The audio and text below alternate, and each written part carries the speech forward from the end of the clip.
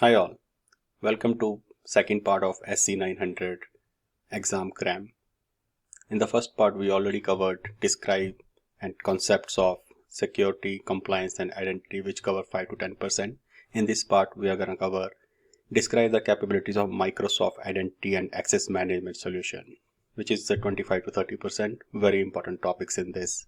If I expand it, there are 4 topics we are going to cover in this: basic identity services and identity types of Azure AD, authentication capability of Azure AD, access management capabilities, identity protection and governance capabilities of Azure AD. So let's get started.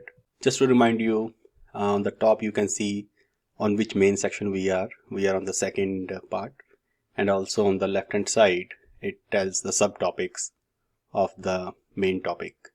So under basic identity services and identity types of Azure AD, we are going to cover first Azure Active Directory. So Azure Active Directory is a Microsoft cloud-based identity and access management services. There are some key benefits. It is single identity system for cloud and on-premises application. It helps securely enable the use of personal devices such as mobile, laptop, and enable collaboration with business partner and customers. It can also be set up to require multi-factor authentication. You can see on the right hand side, it sits in the center. It connects with Azure on-premises application, on-premises Active Directory. On the right hand side, you see public cloud Azure, and it connects to the devices and business partners. From the developer points of view, it is helpful for adding single sign-on to their apps so that user don't need to give user ID and password. They can log into this application using their network user ID password through SSO. It also provides APIs that allows to build personalized app experiences. So this is high level about Azure Active Directory for the exam. Then next we are going to cover is about Azure Active Directory edition. This is important to know for the exam. There are 4 different kind of editions. One is free, then we have Office 365 apps, then we have Premium P1 and Premium P2. So as you go higher in this, you get more features. For example, in free, you get the basic feature about administer users, create groups, synchronize with on-premises Active Directory, create basic report, configure self-service password change, not the reset but change for cloud users, enable single sign-on across Azure 365 and popular SaaS apps. There is an upper limit of 500,000 objects that can be held in Azure AD, and it is included with the subscription to Office 365, Azure Dynamics 365, and Tune and Power Platform. So these are the basic features available in the free version. And if you go to Office 365 apps, you got all those free version features, plus you get additional features like self-service password reset for the cloud user and device write back. That means it can be written back to the on-premises. And it is included subscription to Office 365 E1, E3, E5, F1, F3. Yeah, it's good to remember some of these concepts and see which service is available in which one. For example, in the Premium P1, you get all the above too, plus you also start getting features like dynamic groups, self-service group management, Microsoft Identity Manager, and cloud write back capabilities. And in P2, you get all those, plus you get something like privilege identity management, which is PIM. We're going to cover more in detail. And that way it keeps on going. And there is also an option of pay as you go feature license that is more applicable for B2C customer. It can help you provide identity and access management solution for your customer facing apps. And one thing to note down is there P1, P2 are not currently supported in China. So I have put this remember kind of symbol on the right hand side. That means you should know what are the different editions and what services you get in which one at a high level. This will be useful for the exam. Moving on, let's talk about Azure AD identity types. There are 4 different identity types. One is users, which is nothing but employees or guests in case of B2B setup. And second one is service principal. Service principal is an identity for an application. For example, you specify an application, a service principal that defines what the application does in that Azure tenant. So service principal is created in each tenant where the application is used, and it references the globally unique app object. And then there are managed identities. So managed identity is automatically managed in Azure AD. It is used to manage the credential for authenticating a cloud application within an Azure service. There are two different types: system assigned and user assigned. In system assigned, the system automatically assigns a managed identity to a service, but the difference here is the life cycle of that service instant is tied to the identity. So when the service is removed or deleted or stopped, then this system assigned identity also gets lost. But there is a second type where is user assigned, where you can create this as a standalone Azure resource and then tag it to one or more services. So these are the two different ways for managed identities. Then we have a device as an identity type. There are multiple options to getting devices into Azure AD. One is Azure AD registered devices. It is more for a personal use when we can register devices like Windows 10, iOS, Android or Mac OS. And then we have Azure AD joint. Devices exist only in the cloud. This is more for the devices owned by organization, and the user sign into devices with their Azure AD or Sync Active Directory work or school account. You can use all of the Windows devices except Windows 10 Home in this. And then there is a hybrid Azure AD joint devices, which can be Windows 7, 8.1, 10, Server 8 and newer. In the hybrid Azure AD, joint are owned by organization and signed into Azure Active Directory domain services account belonging to that organization. This exists in cloud and on premises. So that's how it resolves hybrid Azure AD joint devices connection. So these are all types and subtypes are important for the exams to be remembered. And then we have hybrid identities. In hybrid model, identities are created in Azure Active Directory or another identity provided and then synchronized to Azure AD. So for example, you can have identities created in your on premises and then move to Azure AD Cloud using Azure AD Connect as shown in the diagram. So whether identities are created on premises or in cloud, user can access both cloud and on premises resources. When you make an update in your on premises Active Directory domain services, all update to user account, group contact are synchronized to Azure AD. For example, in this case, as I mentioned, it is using Azure AD Connect. This is also could be a question in the exam, that how do they do it. And authentication can either be done in Azure AD or Azure AD can redirect client requesting authentication to another identity provider known as federated authentication. So we are going to talk more about the federated authentication, which is where Azure AD from the cloud redirects the user to different authentication service. So this is the high level key points about hybrid identification. Now talking more about how the authentication happens in hybrid identities, there are three different types. One is password hash synchronization. In that case, the password from the on-premises is hashed and sent to Azure Active Directory. So the authentication can happen both on-premises or Azure Active Directory independently because the password or in the hash form is synchronized.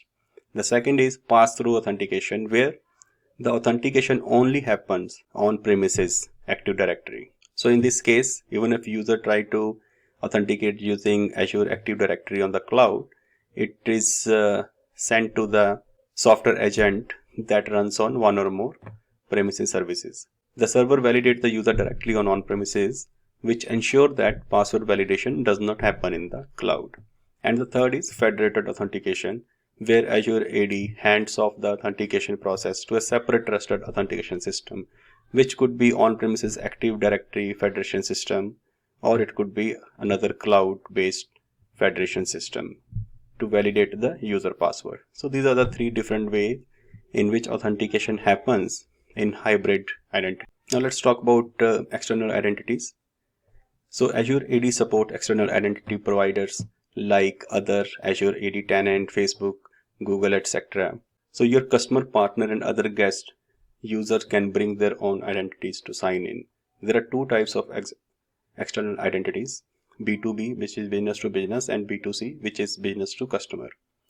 In B2B collaboration, it allows you to share your organization application and services with guest user from other organization.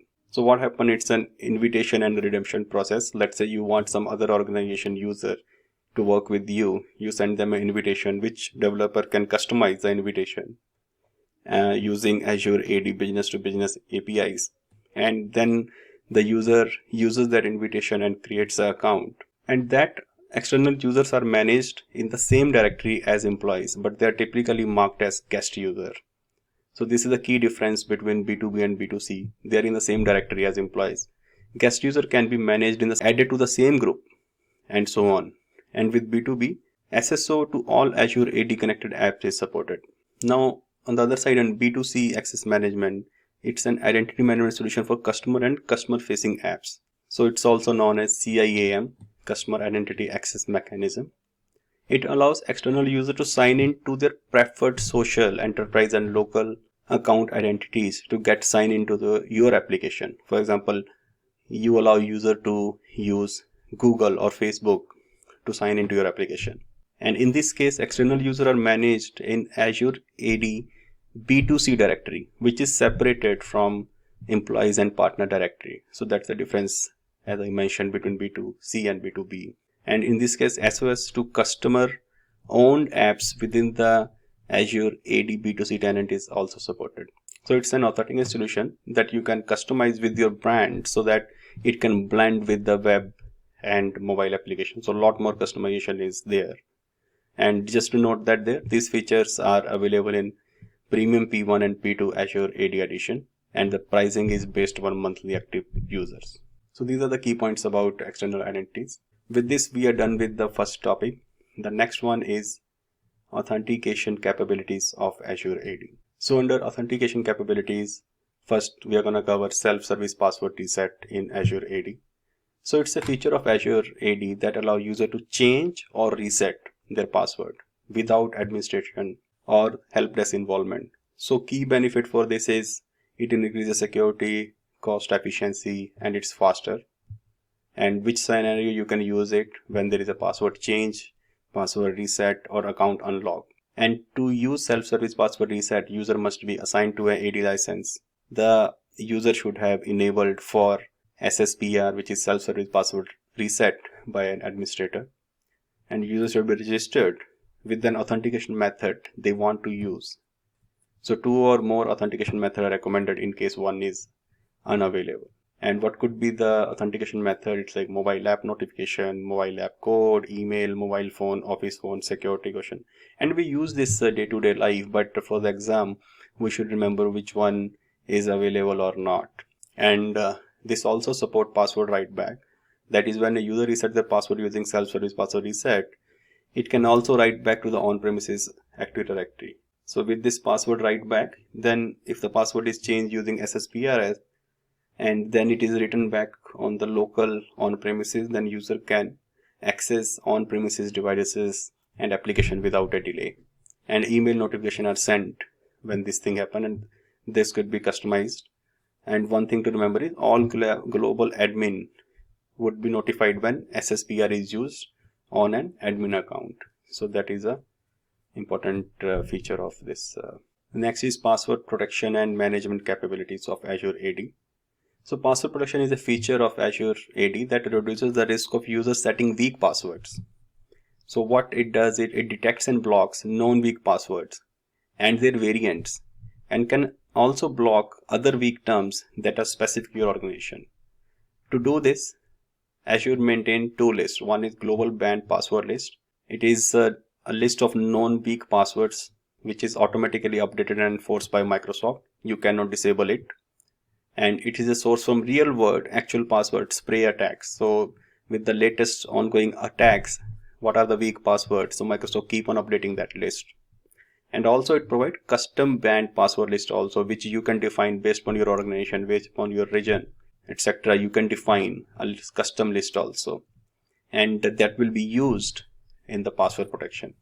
And how it happens in the hybrid security, that is important for the exam. For hybrid security, it can integrate Azure AD password protection within the on-premises Active Directory environment.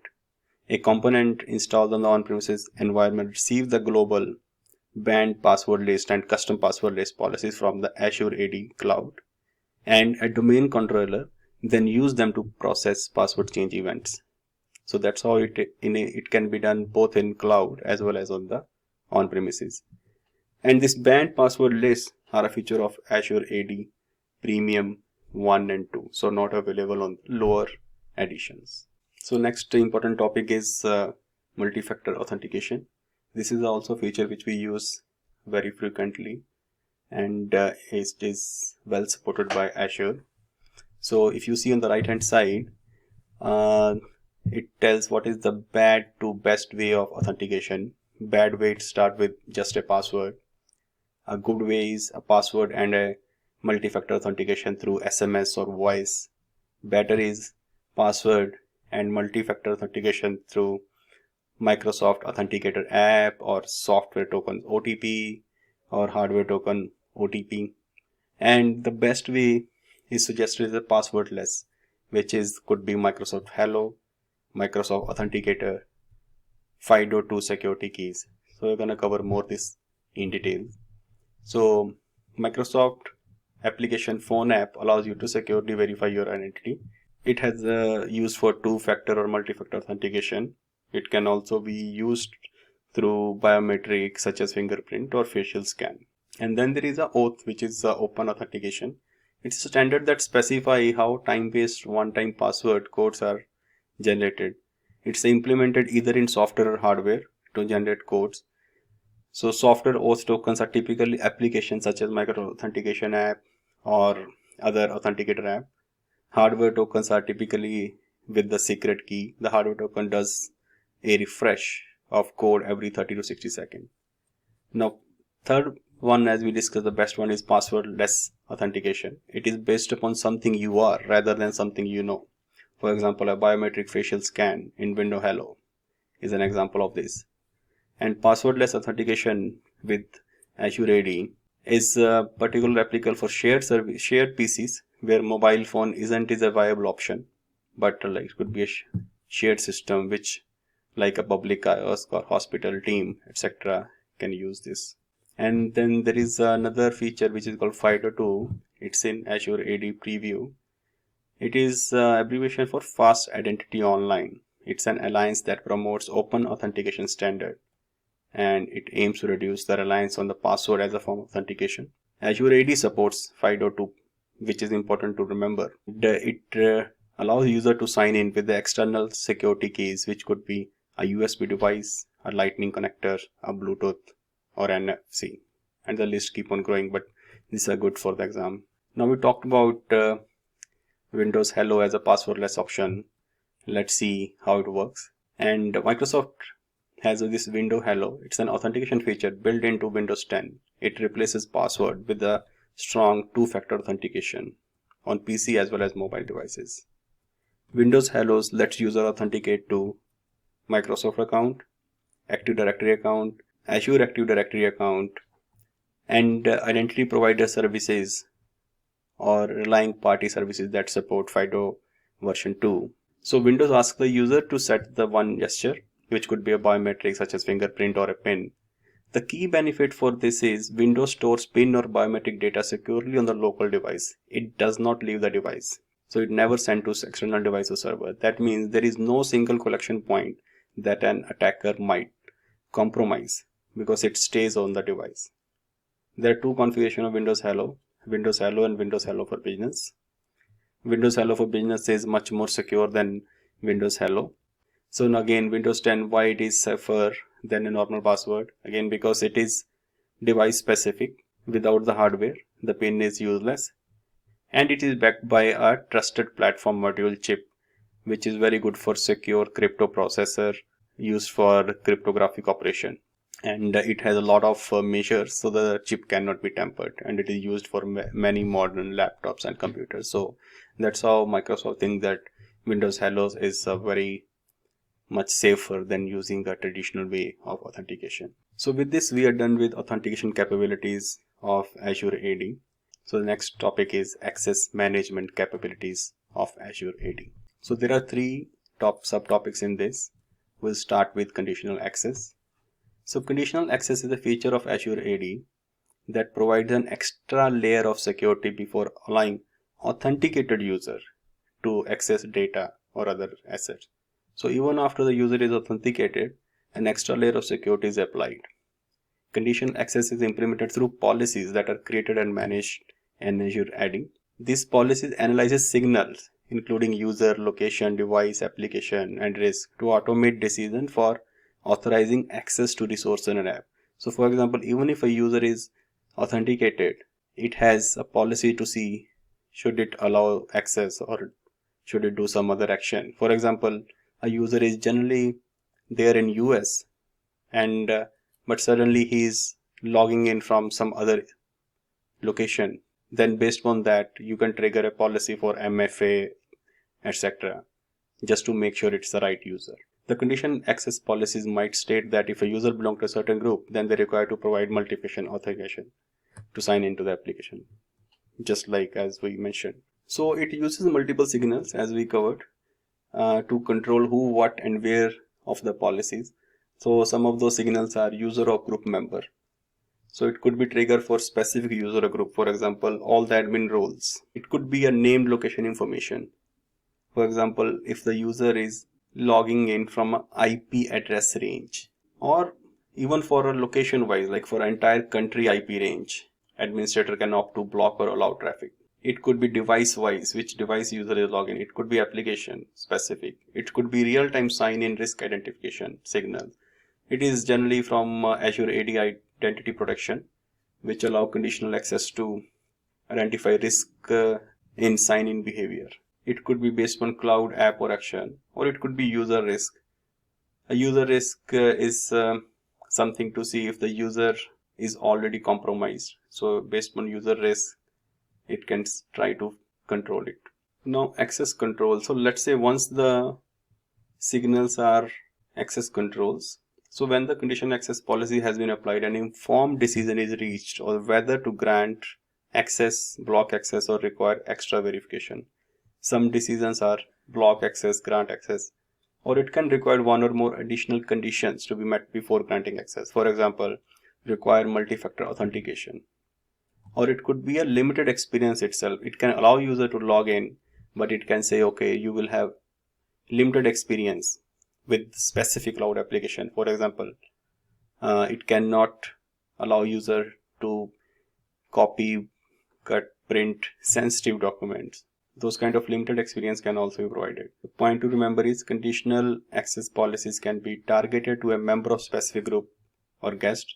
For example, you can create a policy to exclude all guest accounts from accessing sensitive resources. Conditional access is a feature of paid Azure AD edition, so it's not available in free editions. So next one is Azure AD roles, which is again important for exam. There are two types of role: built-in roles and custom role.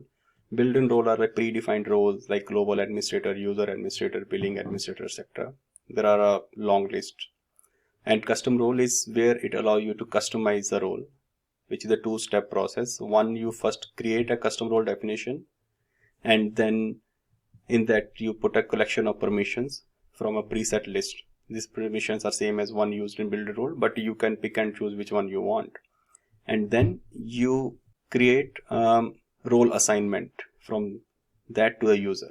So that's how you can do a custom role. One benefit of this is, unlike built-in role, which are assigned at the tenant level and are pre-configured bundles of permission designed for specific tasks, custom roles can be assigned at a resource level, such as a single application, and allow permission to be added to custom role definition.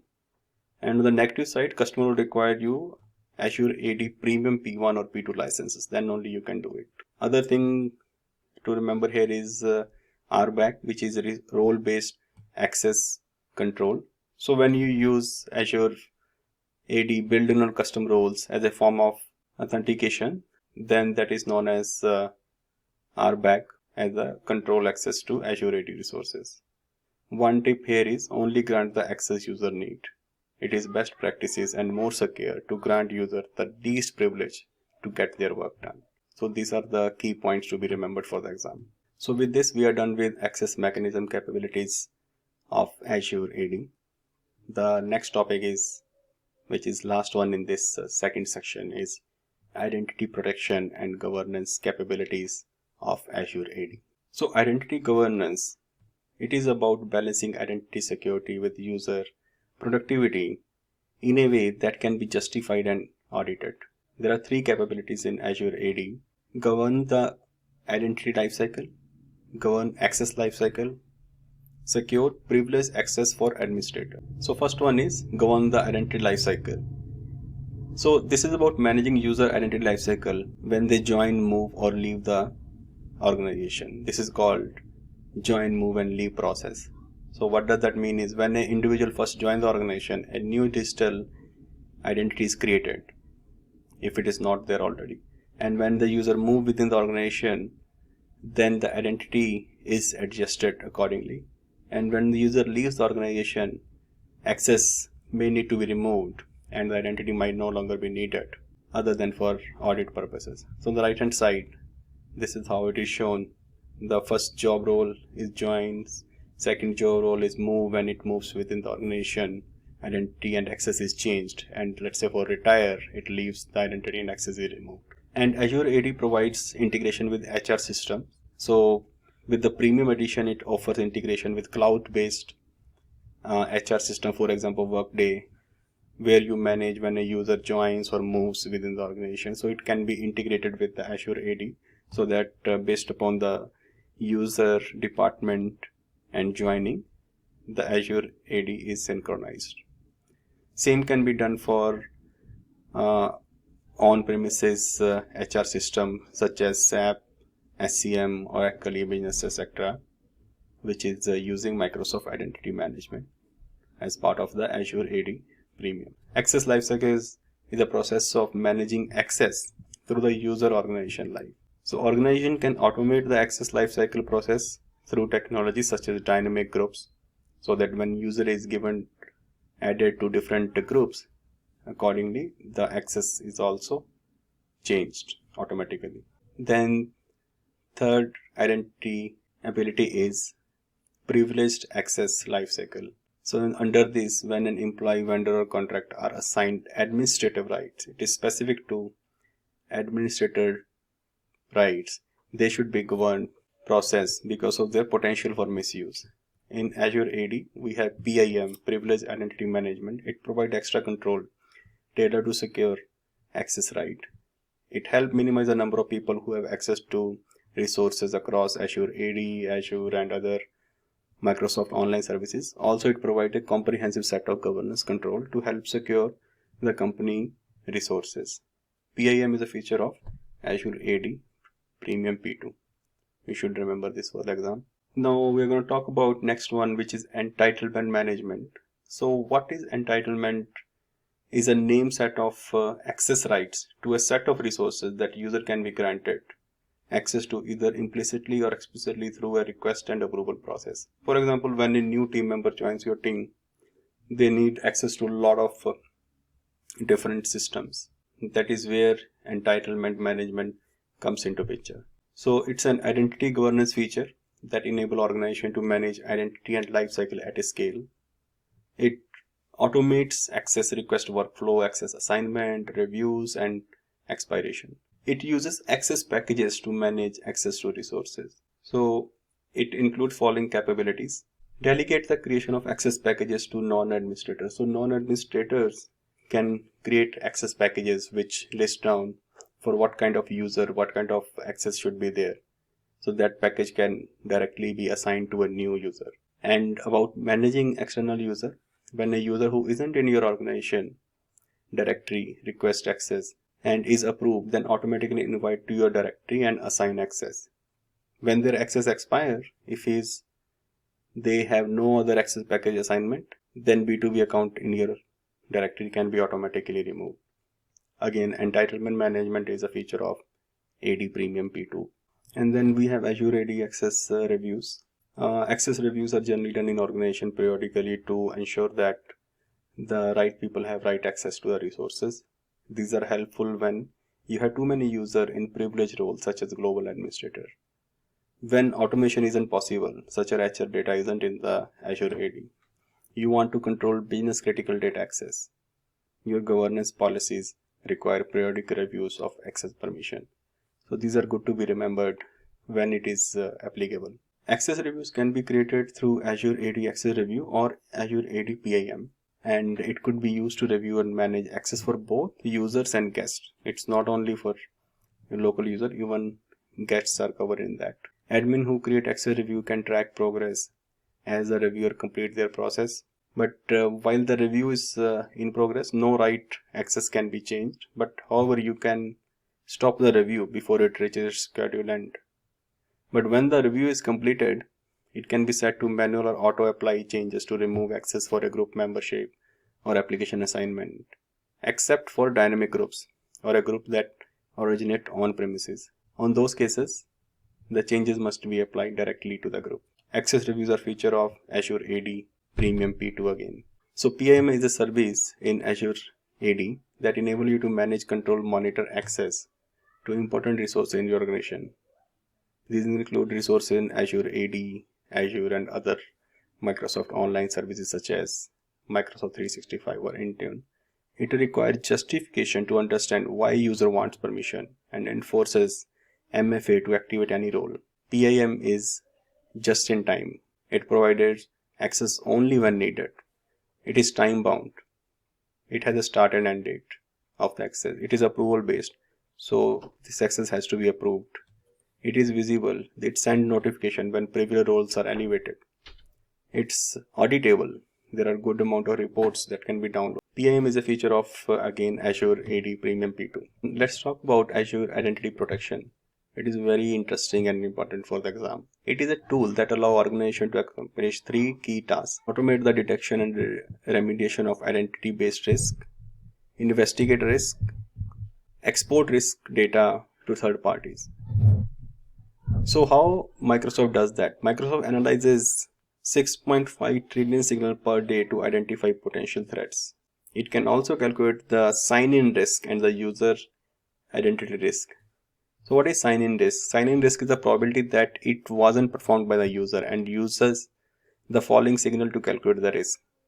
For example, a user is in US and after 1 hour it is in Asia somewhere that user is trying to log in. So that is a sign-in risk because it means this looking at the signal, it might not be performed by the same user. So a typical travel is an example. Anonymous IP address is an example or a signal which Microsoft uses. Second is user risk. It's about probability that their identity has been compromised and uses the following signal to calculate that. Unfamiliar sign-in properties, sign in from a malware linked IP address, leaked credential if Microsoft finds it, Azure AD threat intelligence. So all these signals Microsoft uses to see if it is a user risk. These signals can trigger actions such as requiring user to provide MFA to prove that they are the right user, reset their password, forcing user to reset their password, or block access until an administrator take an action.